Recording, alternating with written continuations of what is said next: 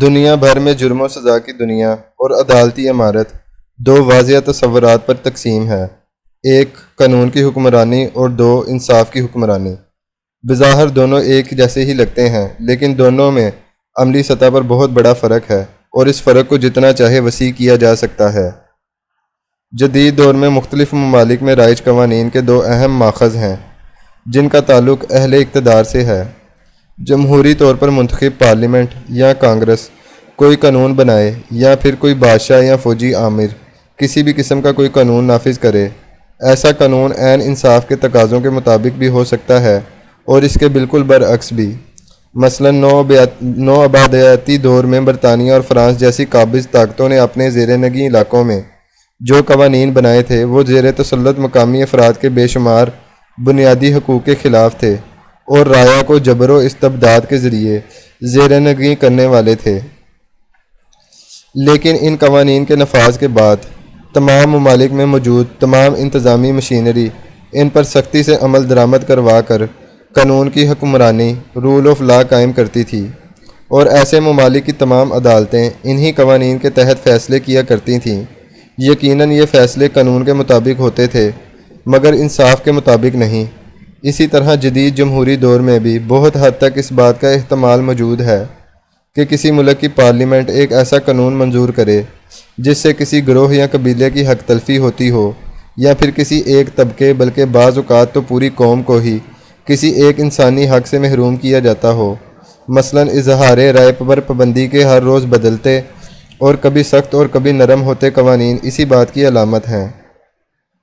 زبان و تحریر سے حکومت مخالف گفتگو یا ریاستی اداروں کی غلطیوں کی نشاندہی کو غداری تعبیر کرنا بھی ایسے جبریہ قوانین میں شامل ہے۔ ایسے متعصب اور جانبدار قوانین دنیا کے ہر جمہوری ملک میں پائے جاتے ہیں۔ مثلا مغربی ممالک میں یہودیوں پر جنگ عظیم دوم میں ڈھائے جانے والے مظالم جنہیں ہولوکاسٹ کہا جاتا ہے، ان کے بارے میں گفتگو کرنا، یہاں تک کہ مزاحیہ انداز میں مضمون لکھنا یا کارٹون بنانا بھی قابل دست اندازی پولیس جرم ہے، اور ایسے تمام ممالک میں اس کی سخت سزا بھی مقرر ہے۔ لیکن انہی ممالک میں دنیا کے تمام مذاہب کے پیغمبروں کا مذاق اڑانا، ان پر مزاحیہ فلمیں یا کارٹون بنانا آزادی اظہار کے زمرے میں آتا ہے۔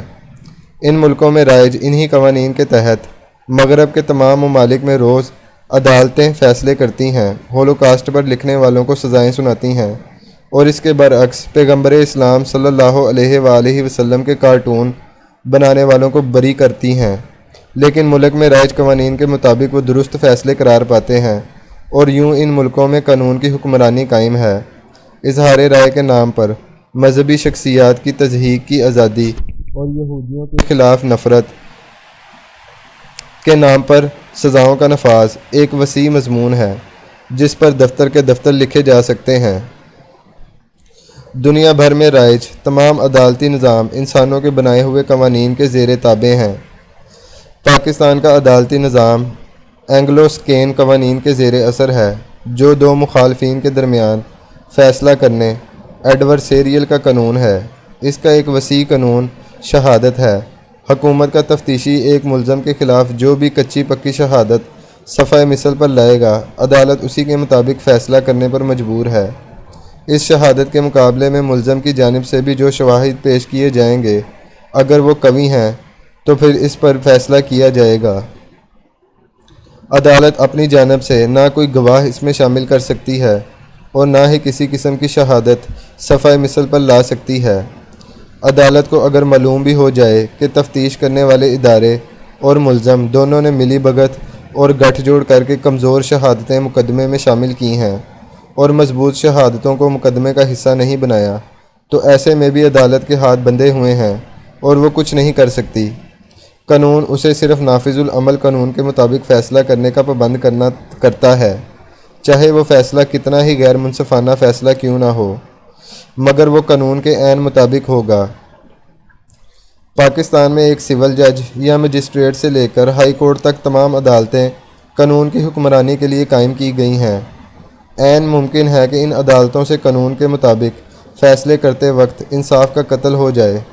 ایسے میں ان تمام عدالتوں سے بالاتر ایک ایسی عدالت کی ضرورت یقیناً ہوتی ہے جو قانون کے مطابق نہیں بلکہ انصاف کے مطابق فیصلے کرے۔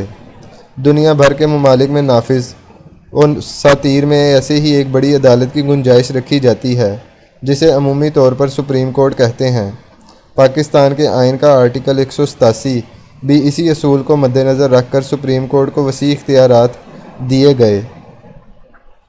اس کے مطابق عدالت عظمیٰ کو اختیار ہوگا کہ وہ ایسی ہدایات، احکام یا ڈگریاں جاری کرے جو کسی ایسے مقدمے یا معاملے میں جو اس کے سامنے زیر سماعت ہو، مکمل انصاف کرنے کے لیے ضروری ہوں۔